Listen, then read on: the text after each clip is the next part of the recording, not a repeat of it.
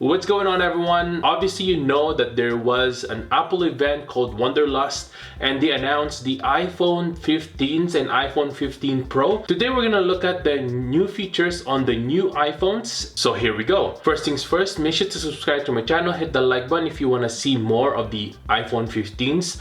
I will be buying a new iPhone 15 Pro Max and I'm gonna unbox it here and do a few tests for you guys and see if it's worth it to get it before you guys get one. Now, if you're looking for a new iPhone, this is the best place that I found to buy your phones because it actually saves you monthly.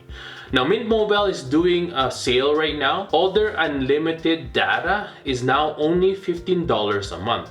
So if you are in the US, and you want to cheap out on the brand new iPhone 15 Pros or maybe the phones that are currently right now, you can get a plan through Mint Mobile and save a lot more money. Imagine $15 a month with unlimited everything, unlimited data, talk and text. That is amazing. And their signal is actually using T-Mobile, which is the biggest signal on the US.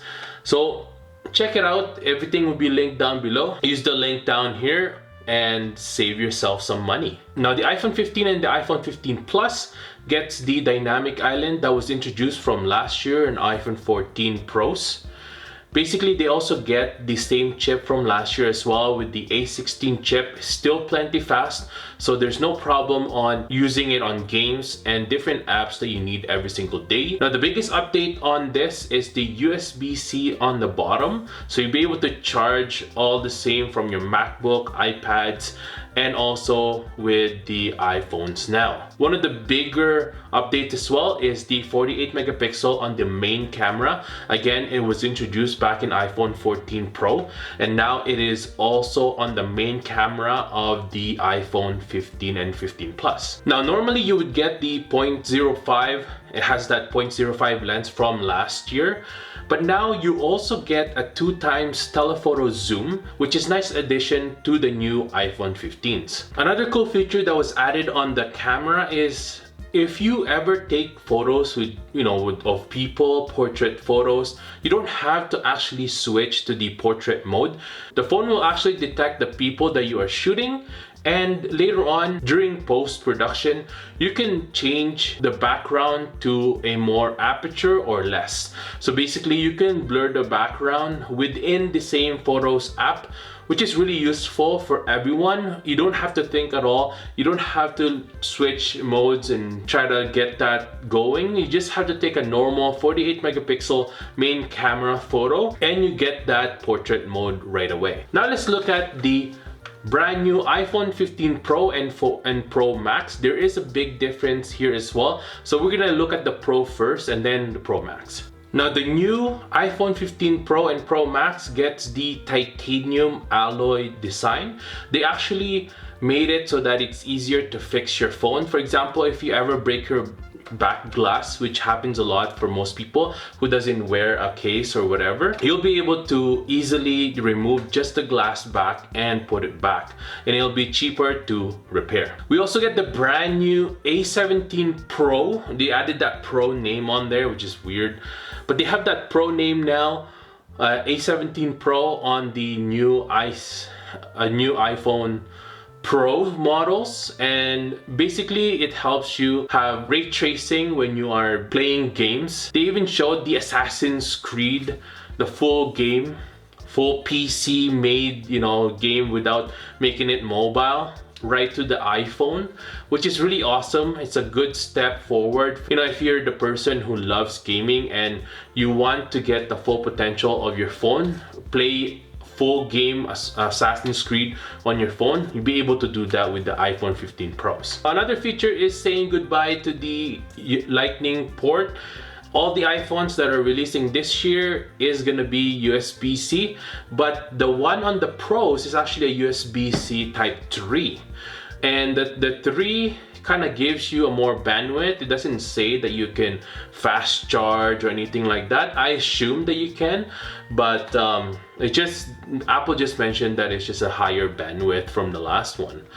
Now Type 3, as I'm a little bit disappointed with that. I kind of wanted Thunderbolt. Now with the USB 3, at least you can grab your Pro videos to your external hard drive or to your computer, to your MacBook, with the faster bandwidth, so the transfer rates will be faster. It's really cool as well if you're shooting Pro videos. You can do 4K 60 now with the Pro video with your iPhone 15 Pros, and you can also do AR, so you can do like a 3D. They use the two lenses here. I think this is just preparing us for the next VR that they're gonna release. The other feature as well, which is only on the 15 Pro Max, is the telephoto lens, which can go up to 5 times zoom now. This is kind of disappointing as well for me, because I thought they're gonna go to at least try to beat Samsung, which is 10x natively, but at least this third camera right here will have the, they say, 120 mil equivalent telephoto, which is still nice. Good addition for sure. Again, the main camera gets an update to 48 megapixel. No biggie. I think we kind of had that already on the 14 Pro. And then one of the bigger update as well is the action button. So mute button is gone. See ya. This is kind of like the last design that the original iPhones had, and now it's just an action button. And this way you'll be able to swap on different functions, including like mute switch, launching a camera on a certain setting, and even Siri shortcuts. Now Siri shortcuts, as you know, there's a lot of kind of like hacks around things, so you'll be able to launch pretty much any app, do everything through Siri shortcuts, which is a really awesome addition. Pretty much it made it like kind of like a jailbreak, you know, like everything is open now with the action button. You'll be able to do a lot of things with it. Now if you're shooting Pro videos as well, you'll be able to record on an external hard drive. Now if you want to use your phone, let's say if you're a YouTuber or maybe a filmmaker and you want to use your iPhone for ProRes video recording, that takes up a lot of space, and you don't want to spend like a 1 terabyte on an iPhone, which you don't really need to. I would suggest buying like the 256, which is the Pro Max lowest tier now, and pretty much you will be able to record to an external hard drive. So all your ProRes video would be saved on an external hard drive. Pull it out and put it on your MacBook and you're ready to go. That is really awesome additions, especially if you're recording a lot of Pro videos. Now, one of the best announcement I think that happened on the Apple event Wonderlust is that none of the prices went up. Now you can argue that the Pro Max, the 15 Pro Max had a price increase, but also they killed the 128 gigs on the Pro Max. Therefore, actually if you get the Pro Max on the 256, that's the right price. So there's no actual price increase, which is really awesome. One of the rumors was the price increase of 100 USD, which is really awesome that the whole lineup never got a price increase, just the Pro Max. Now for those of you who loves colors, you do get the pink, yellow, the green, the blue, and the black with the iPhone 15 and the iPhone 15 Plus, which is nice colors, I would say. And then with the iPhone 15 Pro and Pro Max, you would get no gold this year. All you get is the black, natural or neutral titanium, white titanium, and the blue titanium.